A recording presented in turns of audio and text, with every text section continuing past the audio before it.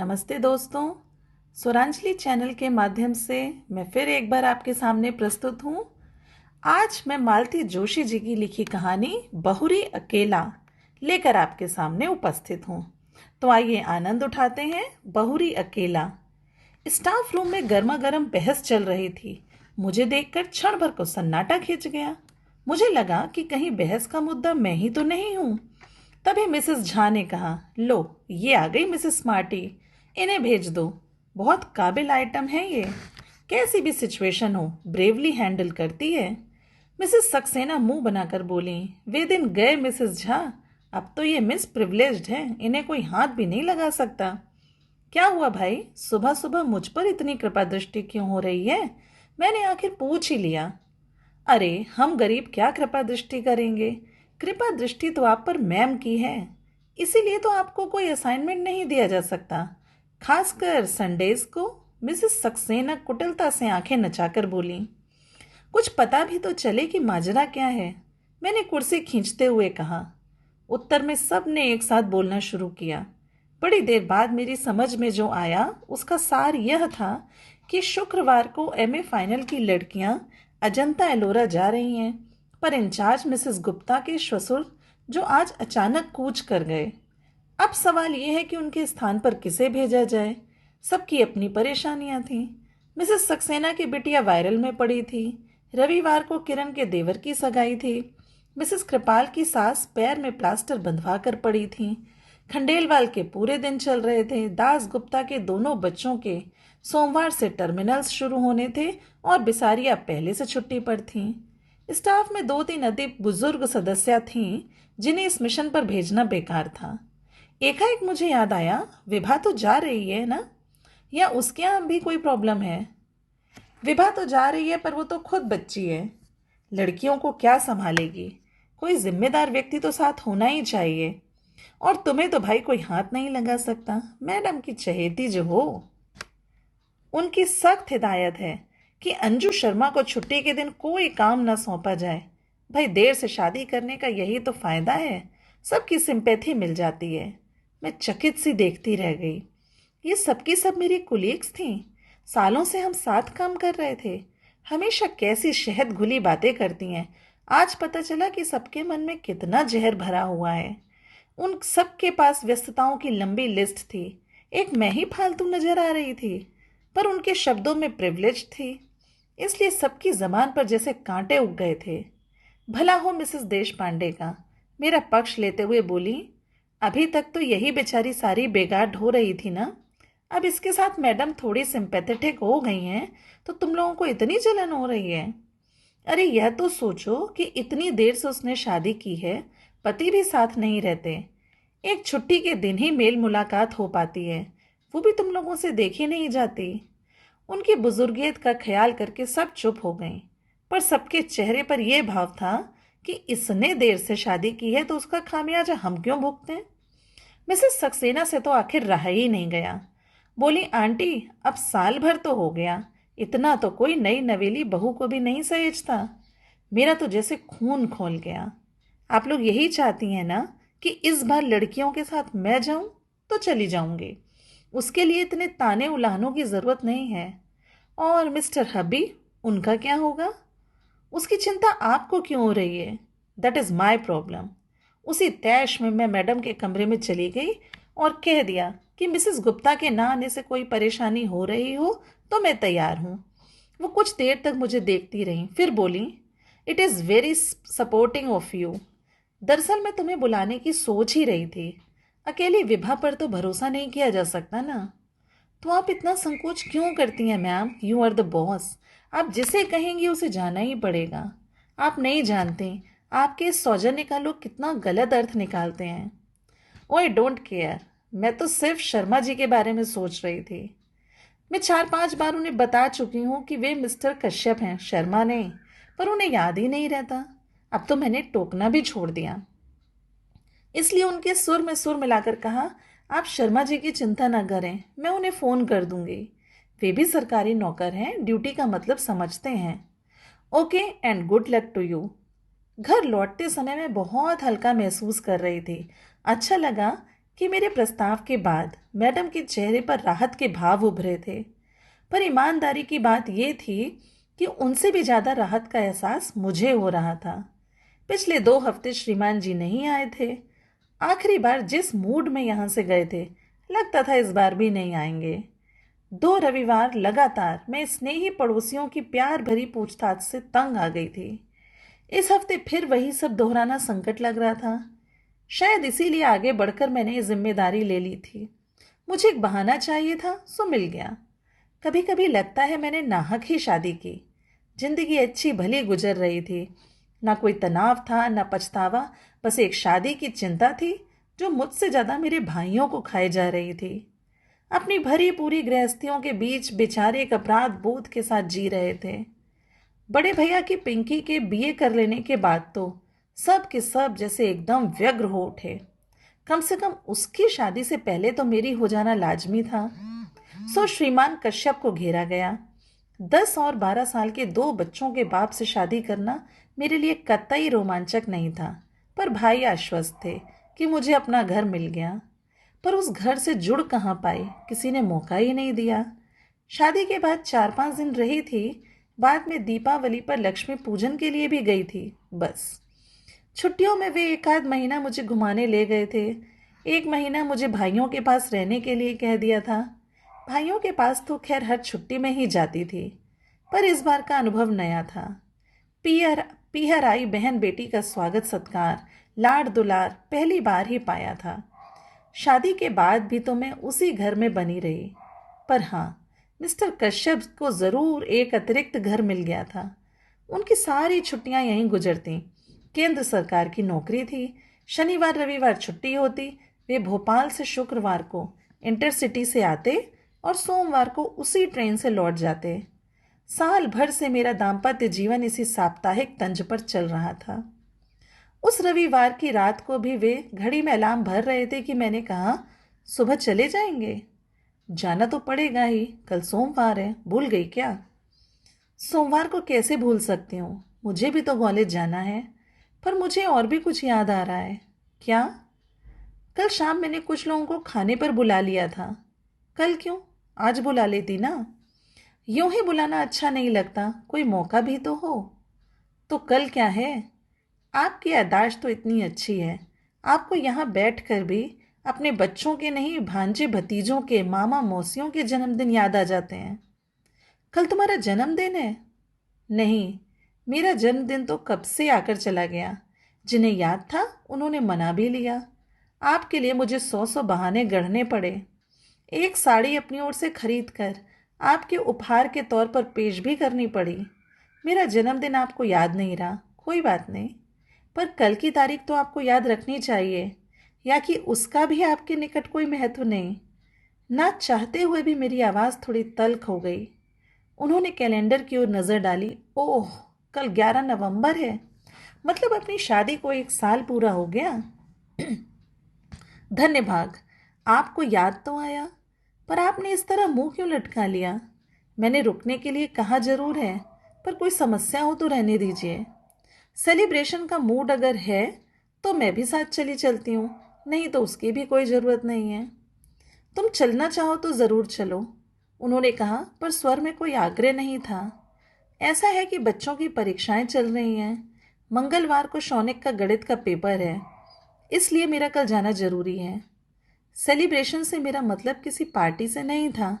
हम सब मिलकर बाहर खाना खा सकते थे, एक आध पिक्चर देख सकते थे। बच्चों की परीक्षाएं चल रही हैं तो कोई बात नहीं, हम लोग दिन भर साथ ही रह लेते। ये प्रस्ताव आपकी ओर से आता तो मैं उतने में ही खुश हो जाती, पर आपको तो याद ही नहीं था। आपको अम्मा जी के ठाकुर जी तक की याद रहती है। पिछली रामनवमी और जन्माष्टमी पर श्रृंगार का सारा सामान यहीं से ले गए थे। बस आपको मेरा जन्मदिन या शादी की सालगिरह याद नहीं रही। बार बार बच्चों का अम्मा का ताना क्यों दे रही हो? वे लोग मेरी जिम्मेदारी हैं। और मैं क्या हूँ? सिर्फ ज़रूरत। कैसी ज़रूरत, ये भी बताना पड़ेगा। कुछ देर कमरे में भीषण स्तब्धता छाई रही। फिर मैंने ही कहा, आप बच्चों के सामने एक आदर्श पिता बने रहना चाहते हैं, इसलिए मुझे तरजीह नहीं देते, जानती हूँ। इसलिए आज तक आपने मेरे स्थानांतरण के लिए कोई प्रयत्न नहीं किया। आश्चर्य तो यह है कि अम्मा जी ने भी कभी इसके लिए जोर नहीं दिया। Please leave my mother alone. मैं उन्हें कोई गाली थोड़ी दे रही हूँ, एक बात कह रही हूँ। कोई भावुक महिला होती तो कहती, बहू तुम आकर जल्दी से अपना घर बार संभालो और मुझे छुट्टी दो। पर वे बड़ी प्रैक्टिकल हैं, उन्हें यही व्यवस्था रास आ गई है। घर में उनका एक छत्र शासन भी बना रहता है, बेटे को कोई परेशानी भी नहीं होती। वह आदर्श बेटा बना रहता है, आदर्श पिता बना रहता है, और उसकी साप्ताहिक आनंद यात्रा भी निर्विघ्न चलती रहती है। आनंद यात्रा? वाह, तुम क्या सोचती हो तुम कोई हुस्न परी हो जिसके लिए मैं दीवाना हो चला आता हूँ। ठक, जैसे लगा किसी ने कलेजे पर एक घूंसा जड़ दिया हो। बड़ी मुश्किल से मैं उस पीड़ा को जज्ब कर पाई। फिर अत्यंत कसैले स्वर में कहा, मैं हुस्न परी होती तो 34 साल तक अनब्याही न बैठी रहती, ना ही 2 बच्चों के बाप से शादी करती। ये बात कहने के साथ ही मैं दरवाजे की ओर मुंह करके लेट गई। इस कारण उनका चेहरा नहीं देख पाई, पर वो ज़रूर स्याह पड़ गया होगा। वे उस रात कब कहाँ सोए मैं नहीं जानती। सुबह अलार्म बजा था पर मैं नहीं उठी। उन्होंने शायद अपने से ही चाय बनाई थी, पर मैं दम साधे पड़ी रही। जाते समय उन्होंने मुझे आवाज़ दी भी हो तो पता नहीं। सुबह उठी तो लगा जैसे एक भयानक स्वप्न देखकर जागी हूँ। उसके बाद आज तीसरा शुक्रवार है, जनाब की कोई खबर नहीं। रूठ कर गए हैं, सोचा होगा मना लेगी, पर हम मिट्टी के नहीं बने हैं। बल्कि हाँ, गुस्सा तो हमें आना चाहिए था, अपमान तो हमारा हुआ है। सच तो ये है कि उनके ना आने से मुझे राहत ही मिली थी, क्योंकि मुझे लग रहा था कि अब मैं उस व्यक्ति का स्पर्श या सामीप्य सहन नहीं कर पाऊंगी। सुबह बैग भर रही थी कि फ़ोन खड़का। मैं बोल रहा हूँ। मैं? कितना ज़बरदस्त अहम है, जैसे आवाज़ सुनते ही पहचान लिए जाएंगे। अच्छा, आप हैं, कहिए। हम लोग रात को 9 बजे तक पहुंच रहे हैं। फ़ोन इसलिए किया कि खाना बनाकर रख सको। पिछले 2 शुक्रवार से मेरा खाना बर्बाद हो रहा था। पर मैंने उसका जिक्र ना करते हुए कहा, हम लोग मतलब? बच्चे भी साथ आ रहे हैं, इसलिए बस से आ रहा हूँ। ट्रेन बहुत लेट पहुँचती है। मैं पसोपेश में पड़ गई। मेरी चुप्पी से वे भी थोड़ा विचलित हो गए। क्या हुआ, कोई समस्या है? कहो तो बच्चों को ना लाऊं। बड़ी मुश्किल से उन्हें राजी किया था। बच्चे आ रहे हैं तो दे आर मोस्ट वेलकम, लेकिन सचमुच एक समस्या है। मैं आज शाम को अजंता एलोरा जा रही हूँ। प्रोग्राम बदल नहीं सकती? नहीं, क्योंकि ये प्लेजर ट्रिप नहीं है। कॉलेज की लड़कियों के साथ इंचार्ज बनकर जा रही हूँ। पर तुम ही क्यों? मैं क्यों नहीं? पिछले साल भर से तो उन्होंने मुझे कोई काम ही नहीं दिया। मेरे सारे संडेज फ्री रखे। कॉलेज में इतनी परीक्षाएं होती हैं, पर कभी इन्विजिलेशन ड्यूटी भी नहीं दी। पर किसी की सदाशयता का ज़्यादा फ़ायदा उठाना अच्छा थोड़ी ही लगता है। आखिर ये मेरी नौकरी है। इस बार उधर चुप्पी छाई रही। फिर 2 हफ्ते से आप आए ही नहीं थे, तो मैंने सोचा इस बार भी नहीं आएंगे। मैं 2 हफ्तों से नहीं आया तो तुमने कोई खोज खबर भी नहीं ली। एक बार फ़ोन ही कर लेती। कारण मुझे मालूम था, इसलिए फ़ोन नहीं किया। मैं बीमार भी तो हो सकता था। बीमार होते तो फ़ोन करते, आप तो नाराज़ थे। मैं तो आज भी आपकी आशा नहीं कर रही थी। शायद अम्मा जी ने। हर बार अम्मा को बीच में क्यों ले आती हो? बहुत श्रद्धा युक्त अंतःकरण से कह रही हूँ। शायद अम्मा जी ने ही समझाया होगा कि कमाऊ बीबी से बनाकर चलना चाहिए। उधर से फ़ोन पटकने की आवाज़ आई। मैंने भी परवाह नहीं की। अगर आप कड़वी बात कहते हो तो सुनने का भी हौसला रखो, और जब सुन नहीं सकते तो कहते क्यों हो? कॉलेज से लौटते हुए अचानक ही ख्याल आया कि सफ़र के लिए कुछ ज़रूरी चीज़ें ले लूँ। घर की ओर मुड़ने की बजाय मैं बाजार की ओर मुड़ गई। वह शायद मेरी होनी ही थी जिसने मुझे इस बात के लिए प्रेरित किया, क्योंकि उस ओर मुड़ते ही एक स्कूल बस मेरे सामने आ गई। उसे बचाने के लिए मैं सड़क के इतना किनारे चली गई कि गिर ही पड़ी। क्षण भर को आंखों के सामने अंधेरा छा गया। पल भर में वहां भीड़ जुड़ आई थी। 4 सहृदय लोगों ने मुझे स्कूटर के नीचे से निकाला, पास के अस्पताल में पहुंचाया। मैंने तुरंत एक फ़ोन पड़ोस में किया और एक कॉलेज में। नीतू और उसकी मम्मी फौरन दौड़ी चली आई। पूरे समय मेरे साथ बनी रहीं। कॉलेज में फ़ोन करने का मेरा उद्देश्य मात्र यही था कि वे लोग मेरे भरोसे ना रहें। पर खबर मिलते ही प्रिंसिपल मैडम भी 2-3 लोगों के साथ आ गईं और जाते समय अपनी कार वहीं छोड़ गईं। रात 10 बजे घर लौटी तो मेरे बाएं हाथ में प्लास्टर था और बाएं पैर की पिंडली में 6-7 टाँके थे और घुटने और कंधे पर खरोंचे थीं। सौभाग्य से सिर पर कोई चोट नहीं थी, पर वह बेतरह घूम रहा था। घर आते ही पस्त होने से पहले मैंने बड़े भैया को फ़ोन लगाया। मेरे कुछ कहने से पहले ही वे बोल उठे, अरे इतनी देर तुम कहाँ थी? मैं कब से फ़ोन लगा रहा था। उनके स्वर में उल्लास फूट पड़ रहा था। मैंने अपनी बात कुछ देर को मुलतवी करके कहा, थोड़ा बाजार तक गई थी, पर आप मुझे क्यों ढूंढ रहे थे? अरे वो बीकानेर वाले पिंकी को देख कर गए थे ना, उनके यहाँ से हाँ आ गई है। अरे वाह, बधाई। लड़का 3 महीने के लिए जापान जा रहा है, इसलिए माँ के साथ एक बार मिलने आ रहा है। मेरी इच्छा थी कि कल तुम दोनों भी आ जाते और लड़के को देख लेते। दरअसल क्या है भैया, मैं कॉलेज की लड़कियों के साथ टूर पर जा रही थी, तो इन्हें आने के लिए मना कर दिया था। कब जा रही हो? आज ही जाना था, पर पता नहीं कैसे स्कूटर से गिर पड़ी। पट्टी वगैरह करवा कर अभी लौटी हूँ। ज़्यादा चोट तो नहीं आई? चोट तो ज़्यादा नहीं, पर आना मुश्किल लग रहा है। खैर कोई बात नहीं, टेक केयर। मैं इन लोगों से निपट लूँ, फिर आता हूँ। नीतू मुझे देखती रह गई। ये क्या? आपने ठीक से बताया क्यों नहीं? वे बिटिया का रिश्ता तय कर रहे हैं, इस समय मैं उन्हें डिस्टर्ब नहीं करना चाहती। जीजा जी को तो फ़ोन कर दिया होता। अरे नहीं, यहाँ नहीं आना था, इसलिए उन्होंने टूर प्रोग्राम बना लिया। घर पर अम्मा जी और बच्चे अकेले होंगे, इतनी रात को फ़ोन करूँगी तो परेशान हो जाएंगे। जीजा जी के पास मोबाइल नहीं है? यही तो सोच रही हूँ, इस जन्मदिन पर उन्हें प्रेजेंट ही कर दूँगी। बहुत परेशानी होती है। अच्छा नीतू, आज की रात तुम मेरे पास रह जाओगी, कल से मैं वासंती को बोल दूँगी। कैसी बात कर रही हो? आज तो मुझे रहना ही है। अपने घर पर खबर की भी होती तो सुबह से पहले कोई आता थोड़ी ही। वो रात बड़ी मुश्किल से कटी। उपचार के समय उन्होंने ज़रूर कोई निश्चेतक दवा दी होगी। उसका असर धीरे धीरे कम हो रहा था और दर्द अपने अस्तित्व जताने लगा। यूं तो दर्द निवारक गोलियां भी दी गई थीं, पर उन्हें कारगर होने में थोड़ा समय लगता ही था। घर का कोई साथ होता तो मैं उसे सारी रात नहीं सोने देती, पर पराई लड़की को परेशान कैसे करती? सो सहनशीलता का नाटक करना ही पड़ा। दर्द के घूंट पीते हुए मैं बार बार उस व्यक्ति को कोस रही थी, मिस्टर कश्यप, आपने साल भर में कोई और तोहफा तो नहीं दिया, पर शायद बद्दुआएं दिल खोल कर दी हैं, उसी को भुगत रही हूँ। नहीं तो 10 साल से गाड़ी चला रही हूँ, कभी एक खरोच भी नहीं आई। बमुश्किल तमाम रात के तीसरे पहर थोड़ी आंख लगी, पर नीतू ने 7 बजे ही चाय के लिए जगा दिया। उसका कहना भी ठीक था। बोली, आप हाथ मुंह धोकर तैयार हो जाइए, अड़ोस पड़ोस में खबर लगते ही आने वालों का तांता शुरू हो जाएगा, आप परेशान हो जाएंगी। फिर उसी ने मेरे हाथ मुंह धुलवाए, बाल ठीक किए, उसी की मदद से मैंने कपड़े बदले। फिर उसने मेरे हाथ में कॉर्डलेस थमाकर मुझे सोफे पर लिटाकर बिठा दिया।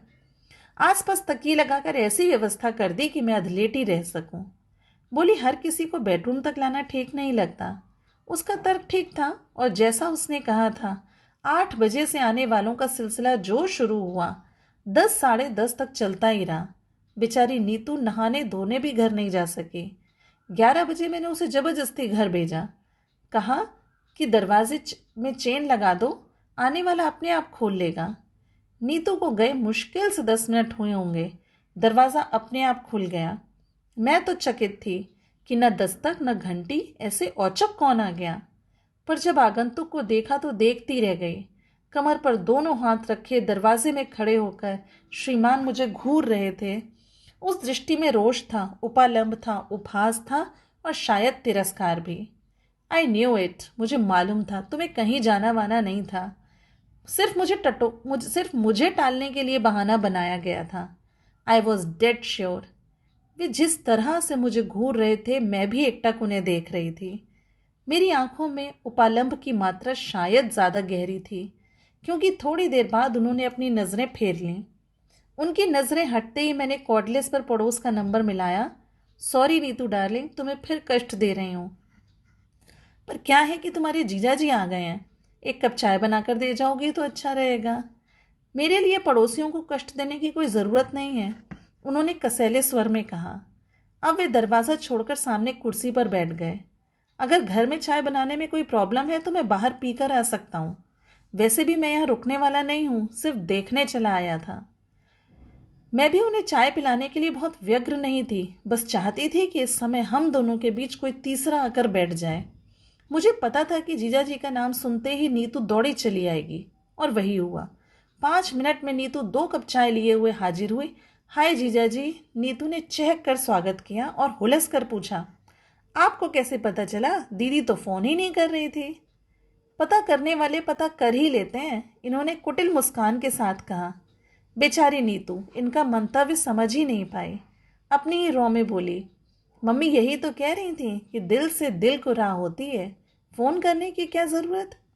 फिर इन्हें चाय पकड़ाते हुए वो मुझसे बोली, दीदी अब आप भी उठकर जरा चाय पी लो, सुबह से बोल बोल कर दिमाग चकरा गया होगा। वो मुझे सहारा देकर उठाने लगी तो इनके चेहरे का रंग बदला। मेरी अधलेटी मुद्रा को वे अनादर का प्रदर्शन समझ रहे थे। अब उन्हें कुछ कुछ समझ में आ रहा था। उठने की प्रक्रिया में मेरे कंधे का शॉल खिसक गया तो उनकी प्लास्टर पर नजर पड़ी। अरे हाथ को क्या हो गया? गनीमत है कि सिर्फ हाथ ही टूटा है। आप खुशकिस्मत हैं जीजा जी, इसलिए ये बच गए, वरना क्या से क्या हो जाता। तुम्हें मैं सही सलामत नजर आ रही हूँ? अरे हाथ ही तो टूटा है। सब लोग कह रहे थे कि किस्मत वाली थी जो सड़क के किनारे गिरी, अगर बीच में गिरती तो सोचो क्या होता। उस कल्पना मात्र से ही मुझे झुरझुरी हो आई। मैंने नीतू से कहा, थोड़ी हेल्प कर दोगी तो भीतर जाकर लेट लूंगी। हाँ अब आप बिल्कुल आराम करो, कोई आएगा तो जीजाजी निपट लेंगे। बिस्तर पर लेटते हुए मैंने कहा, बसंती को 2 दिन की छुट्टी दे दी, अगर किसी के हाथ खबर भिजवा दोगी तो वो आ जाएगी, रोटी ही डाल जाएगी। बसंती को मैं खबर कर दूंगी, पर आप रोटी की इतनी चिंता क्यों कर रही हैं? क्या हम लोग इतना भी नहीं कर सकते? तुम ही लोग तो कर रहे हो, पड़ोसी और होते किस लिए हैं? नीतू जब चली गई तो ये कमरे में आकर बोले, इतना सब हो गया, क्या तुम मुझे फ़ोन नहीं कर सकती थी? मैंने एक क्षण उनकी ओर देखा और कहा, फ़ोन कर भी देती तो क्या विश्वास कर लेते? इसे भी एक बहाना समझते। वे चुप हो गए। बड़ी देर तक एक मौन हम दोनों के बीच पसरा रहा। फिर कुछ देर बाद फ़ोन बजा। मेरा कॉर्डलेस बाहर ही छूट गया था, इसलिए इन्हें फ़ोन उठाना पड़ा। शायद बड़े भैया का था। मेरा हालचाल पूछ रहे थे। मैं जब तक उन्हें सावधान करती वे सब ब्यौरा दे चुके थे। फिर तो मेरी पेशी होनी ही थी। ये क्या कर बैठी तुम? और रात को मुझे क्यों नहीं बताया? मैं उसी समय चला आता। मुझे मालूम था, इसीलिए नहीं बताया। आ भी जाते तो फिर सुबह मेहमानों के लिए भागना पड़ता। अब आपकी उम्र इतनी भागदौड़ करने की नहीं है। वैसे चिंता की कोई बात नहीं, पड़ोसी बहुत अच्छे हैं, और अब तो ये भी आ गए हैं। हाँ अभी फ़ोन पर उनकी आवाज़ सुनकर थोड़ा संतोष तो हुआ। अच्छा तो हम लोग सुबह आते हैं, टेक केयर। भैया के फ़ोन के बाद फिर से सन्नाटा छा गया। ये पेपर पढ़ते रहे और मैं सोने की कोशिश करती रही। नीतू दोनों की थालियां लेकर आई, तभी यह नीरवता भंग हुई। नीतू बोली, मम्मी तो कह रही थी जमाई जी को यहीं बुला लाओ, ठीक से खा लेंगे, पर मैंने कह दिया दीदी अकेली बोर हो जाएंगी। वो अच्छी हो जाए फिर दोनों को एक साथ बुलाकर खूब खातिरदारी कर लेना। एक बात और, जाते हुए मैं बाहर से ताला डालकर जा रही हूँ, नहीं तो मोहल्ले भर की आंटी लोग तंग करने आ जाएंगी। रात भर की जागी हो, थोड़ा आराम कर लो। खोलोगी कब? 4 बजे चाय लेकर आऊंगी ना, तब। और सचमुच ही वो हमें ताले में बंद करके चली गई। वो जब तक रहती है पटर पटर करती रहती है। घर भरा भरा लगता है। उसके जाते ही एक निचाट सूनेपन ने घेर लिया। उस असहज एकांत से निजात पाने के लिए मैंने कहा, आप तो आज ही जाने वाले थे ना, तो दिन में निकल जाते, रात में ठंड से परेशान हो जाएंगे। वे एक क्षण मुझे घूरते रहे, फिर बोले, मुझे क्या इतना गया गुजरा समझ लिया है कि तुम्हें इस हाल में छोड़कर चला जाऊंगा? एक तरह से बात यहीं पर एक अच्छे बिंदु पर समाप्त हो जानी थी, पर मेरे मन में तो प्रतिशोध की आग धधक रही थी। वो हुस्न परी वाला डायलॉग मेरे कलेजे में कील की तरह गड़ा हुआ था। उसी ने मुझे चुप बैठने नहीं दिया। मैंने बड़े नाटकीय अंदाज में कहा, मेरी ऐसी हालत है तभी तो कह रही हूँ, रुक कर क्या करेंगे? वे अवाक होकर मुझे देखते रह गए। What do you mean? कुछ नहीं, एक पुरानी बात याद आ गई। एक बार आए थे और मैं संकोच के मारे में क्षण भर को चुप रह गई। उस दिन आप कितना नाराज हुए थे। कहा था फोन तो कर देती, बेकार में 200-250 रुपए का चूना लग गया। उनका चेहरा फक पड़ गया। डूबती सी आवाज में बोले, उस बात को अब तक गांठ बांधे बैठी हो? यही क्यों, और भी बहुत सी हैं। सारी गांठें खोलने बैठूंगी तो सुबह से शाम हो जाएगी। तुम तो ऐसे कह रही हो जैसे मैं तुम पर अत्याचार ही करता रहता हूँ। प्रचलित मायनों में जिसे अत्याचार कहते हैं वह तो आप कर ही नहीं सकते, क्योंकि मैं उतनी बेचारी नहीं हूँ। आपका तरीका बड़ा सोफिस्टिकेटेड है और अप्रोच बहुत ही प्रैक्टिकल। बहुत आसानी से आप सामने वालों की भावनाओं को अनदेखा कर देते हैं। मसलन मसलन अब कहाँ से शुरू करूँ? चलिए शुरू करते हैं। याद है जब शादी के बाद पहली बार हम लोग इस घर में आए थे, मेरी सहेलियों ने घर को बहुत कलात्मक ढंग से सजाया था। हमारा स्वागत भी शानदार हुआ था। हार फूल संगीत उपहार मिठाई, और लोग इतने कि पैर रखने की जगह नहीं थी। उसके बाद जब हम अकेले हुए तो आपका प्रश्न था, फ्लैट तो बहुत सुंदर है, कितने का पड़ा? क्या मुझे ये पूछने का हक नहीं था? जरूर था, पर आपकी टाइमिंग गलत हो गई। उस निभृत एकांत की अवहेलना कर आप इंदौर और भोपाल की कीमतों की तुलना करते रहे। बातों बातों में आपने ये भी पूछ लिया कि मैंने लोन बैंक से उठाया था या जीपीएफ से लिया था, और यह भी कि किश्तें पट गई हैं या अभी बाकी हैं। मेरे ख्याल से मुझे ये भी पूछने का हक नहीं था। हक 100% है, पर यह विषय उस दिन के लिए नहीं था। मुझे मालूम है कि मेरी शादी में मेरी नौकरी, मेरा वेतन, मेरा फ्लैट प्लस पॉइंट थे, पर वे ही अहम मुद्दा होकर रह जाएंगे और मैं गौड़ हो जाऊंगी, ये नहीं सोचा था। अगली बार जब आप आए तो आपने नॉमिनेशन के बारे में पूछा। मैंने दोनों भाइयों के बेटों को फ्लैट और जीपीएफ के लिए नॉमिनेट किया था। आपने कहा कि अगर नामांकन बदलना है तो फुर्ती करनी होगी, नहीं तो बाद में बहुत परेशानी होती है। इसमें गलत क्या था? सरकारी दफ्तर में काम करता हूँ, रोज देखता हूँ लोग बाद में किस तरह परेशान होते हैं, ये भी जानती हूँ। पर महीने भर पहली ब्याही औरत भविष्य के सपने देखती है, उसे वसीयत के बारे में सोचना जरा अच्छा नहीं लगता। बदली हुई परिस्थिति में शायद मैं खुद इस विषय में पहल करती, पर आपकी उतावली देखकर वितृष्णा हो आई। इसके बाद तो शोषण का एक अनवरत सिलसिला शुरू हो गया। मेरे टेलीफोन का बिल दुगना तिगुना आने लगा। सब लोग छेड़ते, रात रात भर मियाँ से बात करती होगी। उन्हें क्या पता कि मियाँ ने घर पर बात करने के लिए एकदम मना किया हुआ है, और दफ्तर में बात करना मुझे अच्छा नहीं लगता। उन्हें कैसे बताती कि यहाँ आकर श्रीमान को सारे दोस्तों के भाई भतीजों के जन्मदिन याद आ जाते हैं। सारे रिश्तेदारों की मिजाज पुरसी और मातम पुरसी यहीं से होती है। या तो शायद तुम्हें भी पता होगा कि लॉन्ग डिस्टेंस कॉल्स संडेज को सस्ती पड़ती हैं, और अक्सर संडेज को मैं यहीं होता हूँ। हाँ, मुझे पता है। और मुझे ये भी पता है कि इंदौर का कपड़ा मार्केट बहुत अच्छा है, इसलिए चादरें और पर्दे यहीं से खरीदना चाहिए। यहाँ के रेडीमेड गारमेंट्स की मंडी भी बहुत मशहूर है, इसलिए बच्चों के जन्मदिन के कपड़े यहीं से लेना चाहिए।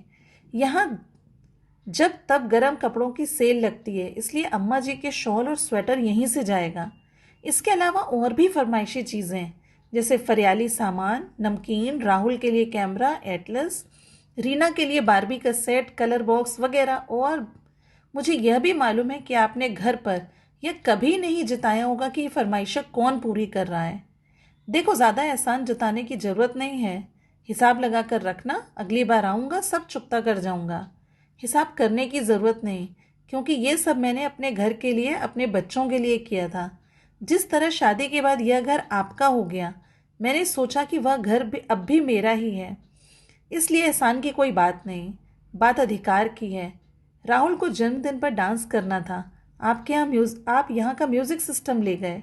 बच्चों को गर्मियों में पिक्चर्स देखनी थी, आप यहाँ से वीसीडी प्लेयर ले गए। बार बार बिजली गुल होने से बच्चों की पढ़ाई हर्ज होती है, इसलिए मेरा इमरजेंसी लैंप भी भोपाल पहुँच गया। मैं शिकायत नहीं कर रही हूँ, आपको अधिकार था और आपने उसका प्रयोग किया, पर यह तो वन वे ट्रैफिक हो गया। मुझे तो कोई अधिकार मिला ही नहीं, मेरा तो सिर्फ एक्सप्लॉयटेशन किया गया। वाह, सुनने में बुरा लगता है ना? शोषण कहूँगी तो और भी बुरा लगेगा, पर मेरे साथ यही हो रहा है, और वह मेरी समझ में भी आ रहा है। पर मैंने मन को बहला लिया कि मैं घर की किश्तें चुका रही हूँ, घर जिसकी मुझे अरसे से तलाश थी, घर जो रिश्तों की मजबूत जमीन पर खड़ा हो, घर जो आपसी सामंजस्य और सद्भाव के सहारे टिका हो। पर वो घर तो मुझे मिला ही नहीं, आपने दिया ही नहीं। देखो, मैं तुम्हारी तरह साहित्यिक भाषा नहीं बोल सकता, लेकिन आप खूब बोल सकते हैं। आपका हुस्न परिवरा जुमला तो अब तक मेरे कलेजे में गड़ा हुआ है। कल रात भर मैं दर्द के मारे सो नहीं पाई, पर यह दर्द उस दर्द के मुकाबले कुछ भी नहीं था जो उस रात आपने मुझे दिया। ये घाव तो कल को भर भी जाएंगे, पर ये घाव ताउम्र हरा रहेगा। और आज तो आपने कमाल ही कर दिया। आज आज मैंने क्या किया? वे हैरान थे। आज आप सिर्फ मेरे सच को परखने यहाँ तक चले आए। मान लो मैं चली गई होती तो तो आपकी क्या इज्जत रह जाती, या मेरी ही क्या इमेज बनती? आपकी तो ये दूसरी शादी है। इतना तो आप भी समझते होंगे कि दाम्पत्य का आधार होता है विश्वास। और मिस्टर कश्यप, आपने उसे ही नकार दिया, फिर शेष क्या रहा? तभी दरवाज़ा खड़का। नीतू शायद चाय लेकर आई थी। हम दोनों अच्छे बच्चों की तरह चुपचाप बैठ गए। वैसे भी बोल बोल कर मैं इतना थक गई थी कि कुछ देर आंख बंद करके लेटने को जी चाह रहा था। और चाय पीकर मैं सचमुच लेट गई। नीतू बोली, जीजा जी शाम को क्या खाना पसंद करेंगे, बताइए। व्यंग्यपूर्ण मुस्कुराहट के साथ वे बोले, मैं गरीब क्या बताऊंगा, अपनी दीदी से पूछो। गेस्ट ऑफ ऑनर तो वो हैं। और इतना कहकर वे बाथरूम में घुस गए। नीतू थोड़ी देर बैठी बतियाती रही, पर मेरी ओर से कोई प्रोत्साहन ना पाकर चुपचाप उठकर चली गई। वे फ्रेश होकर आए तो बालों में कंघी करते हुए बोले, अच्छा मैं निकल रहा हूँ। मैंने प्रश्नार्थक नज़रों से उनकी ओर देखा। रतलाम वालों के आने तक रुकने का इरादा था, पर देखता हूँ उसकी कोई खास ज़रूरत नहीं है। तुम्हारे अड़ोसी पड़ोसी बहुत अच्छे हैं, खूब से अच्छी सेवा टहल कर रहे हैं। मेरी वजह से तो बल्कि असुविधा ही हो रही है। और हाँ, तुम्हारी सारी चीज़ें अगली बार ले आऊँगा, अगर आया तो, वरना किसी के हाथ भिजवा दूंगा। मैंने उठने का उपक्रम किया तो बोले, लेटी रहो, मेरे लिए फॉर्मेलिटीज़ करने की ज़रूरत नहीं। वैसे भी आदर मान मैंने बहुत पा लिया। सी ऑफ करने के लिए ना सही, दरवाज़ा बंद करने के लिए तो उठना ही होगा। मैं लड़खड़ाते हुए उठ खड़ी हुई। लंगड़ाते हुए जब तक दरवाजे पर पहुंची तो ये 2 मंजिल उतरकर बिल्डिंग के गेट तक पहुंच चुके थे। खिड़की से मैं उन्हें जाते हुए देखती रही। फिर मैंने बहुत मुश्किल से दरवाज़ा बंद किया। इतने से श्रम से मैं भी हाँफ गई थी। देर तक बंद दरवाजे के सामने वहीं खड़ी रही जहाँ से मैंने उन्हें जाते हुए देखा था। मुझे लगा वे मेरे घर से ही नहीं, जीवन से भी चले गए। अलविदा मिस्टर कश्यप, मैंने कहा। आज से मेरे घर और मेरे मन के दरवाजे आपके लिए बंद हो चुके हैं। घर का दरवाज़ा तो शायद कभी मजबूरी में खोलना भी पड़ेगा, क्योंकि शादी को इतनी आसानी से मैं नकार नहीं सकती। इसके लिए मेरे भाइयों ने बहुत सारा श्रम और पैसा खर्च किया है, इसलिए शादी को तो मुझे ढूंढना ही पड़ेगा। पर मेरे मन का दरवाज़ा अब आपके लिए कभी नहीं खुलेगा, कभी नहीं। तो धन्यवाद। अब हम मिलेंगे अगली किसी रोचक कहानी के साथ।